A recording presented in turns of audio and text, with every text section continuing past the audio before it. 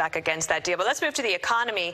The White House touting a very low unemployment number at 3.6%. That's quite remarkable. But Larry Summers, a former Treasury Secretary, says that we are dangerously behind the curve, at the Fed at least, and he writes that over the past 75 years, every time inflation has exceeded 4% and unemployment has been below 5%, the U.S. economy has gone into recession within 2 years. Today, inflation is north of 6% and unemployment is south of 4%. Deutsche Bank this week was the first big Wall Street firm to come out and say we should prepare for a recession in 2023. Is the White House preparing for a recession?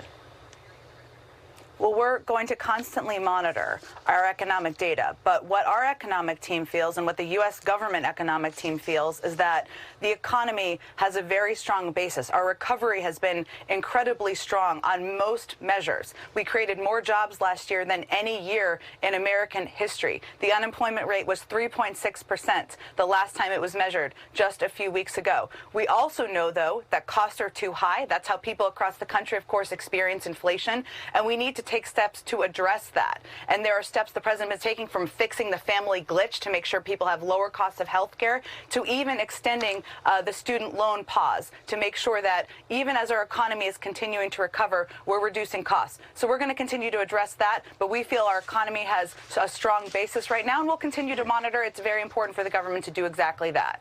Speaking of student loans, on December 11th of last year, you had said that getting loan repayment back on track was the goal. Let's listen here. We're still assessing the impact of the Omicron variant, but a smooth transition back into repayment is a high priority for the administration. So setting aside any questions about moral hazard, if the economy is, we've got a lot of jobs open, wages are up, they're able to figure out a way to get to 3.6% unemployment, what changed between then and now?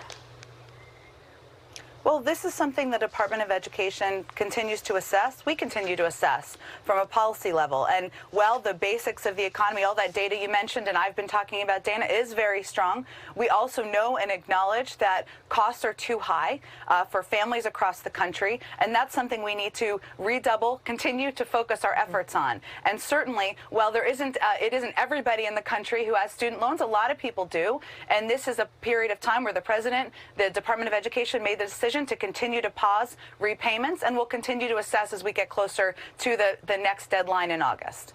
Do you think that if you hold student loan debt right now, that you will ever have to make a payment during the Biden administration?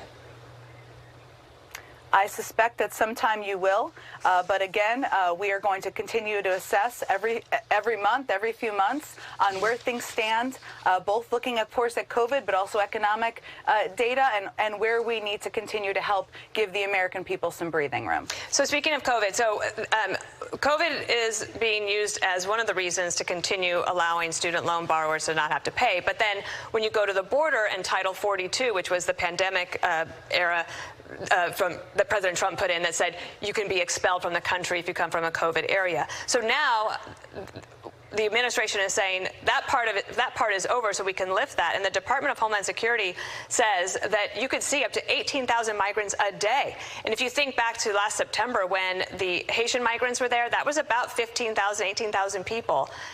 And that was just one situation. The vulnerable Democrats that Lucas Tomlinson mentioned, they're concerned because they say that they don't see a plan from the administration on this. Do you think that Title 42 will actually get lifted? Well, first, Title 42 is not an immigration plan or an immigration authority. No one in the administration thinks that. It's an authority given to the CDC, actually by Congress, to make a determination about whether it should still stay in place. We agree that the immigration system is broken. It should be addressed. We should do more to fix it. And Democrats, moderate, wherever they fall in the party, Republicans of any flavor who want to work with us on that, we'd love to do that. That's why the president put forward a plan, an immigration reform plan, on his first day in office. I can't make a prediction of where Congress is going to vote, but what is important right now is they are using this to hold hostage funding for COVID.